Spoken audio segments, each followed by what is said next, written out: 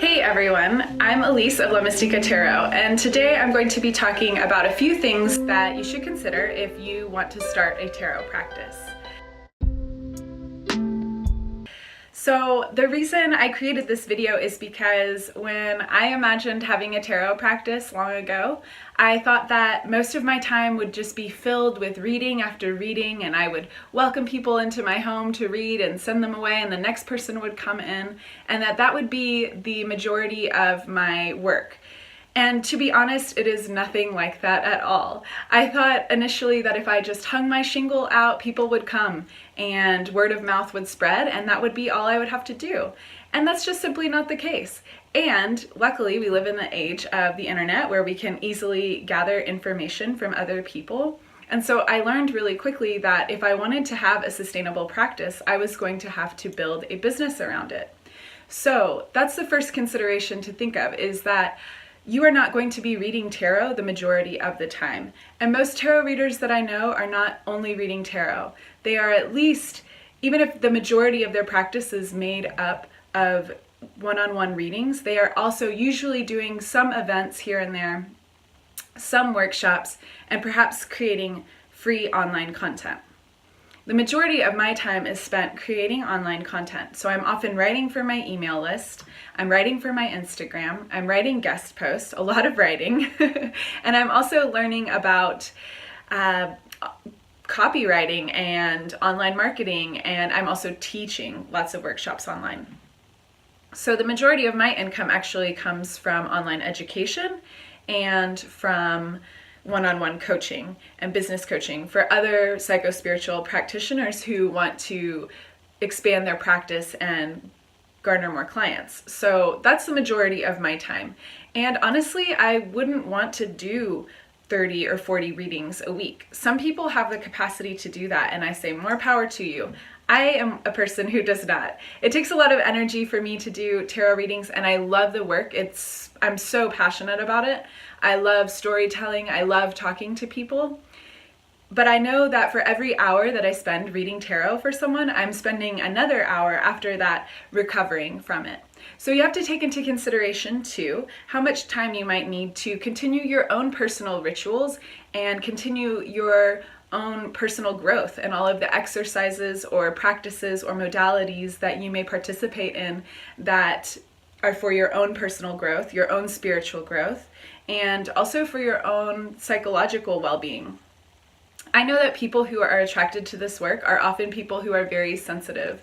And I don't like to use the word empath because I think it implies this hierarchy of like some people are empaths and other people aren't and they're bad, or some people have this and other people don't. I'm not sure that that is true. I think everyone has the capacity for empathy, and some people are more drawn to doing the work of building their empathy, and some people aren't. And I think anyone who wants to have more empathy can practice it through spiritual practices like loving kindness meditation.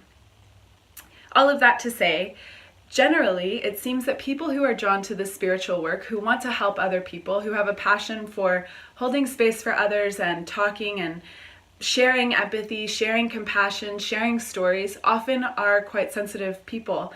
And I am one of those. I am quite a sensitive person. I'm sensitive to my environment. I'm sensitive to who I'm around. And I know that I have to do certain practices to take care of myself so that I can feel good and so that I can practice well and read tarot well for others because I'm feeling whole and sound. So that is another consideration to think about. How much time do you need to also care for yourself and invest in your own personal growth as you are continuing to read for others?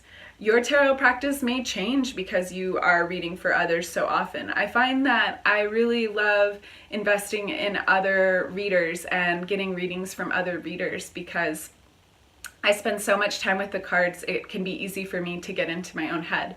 So these are all things to think about before you start your practice. Another thing to consider is that starting a tarot practice is a long game. It's a long-term commitment. I thought, like I said, that I would just say, hey everyone, I'm a tarot reader now, and then I would have clients and that would be it. And that's just not the case. If you have another practice that's already thriving and booming, like let's say you're a yoga teacher with a lot of followers, or you are an herbalist, then adding an offering of tarot might not be so challenging, and you might be able to start to gain clients right away. But if you were like me, when I started from scratch. I had no clientele, and I had no idea how to get clients. And I started reading for friends and reading within my personal circle. But after that, I was like, how do I get clients that aren't just friends of mine, that aren't people I already know, that are going to pay me for this work? And I realized that starting this practice was actually going to take a long time to build, especially because I didn't have a lot of startup capital to invest in advertising, and you don't need it. You can do it without it. I am proof of that. You can build a practice without startup capital. It just takes longer, and that's okay. For me, I'm in my 3rd year of reading, and when I say 3rd year, I mean I was actually reading tarot for friends before that, but this is the 3rd year from when I really started taking my business super seriously. I started a website and an email list, and I said I was going to go all in. And that brings me to, I just want to encourage you and also remind you that no one is going to take you as seriously as you take you. So it is the most important thing that you take yourself so seriously, and not that you aren't open to humor or you're not open to suggestions, but taking your business seriously, taking your practice seriously is required if you are going to build a practice that sustains you financially. And so that's what I mean by taking yourself seriously. I really mean taking your practice seriously. So it's not yourself, it's the thing that you are doing.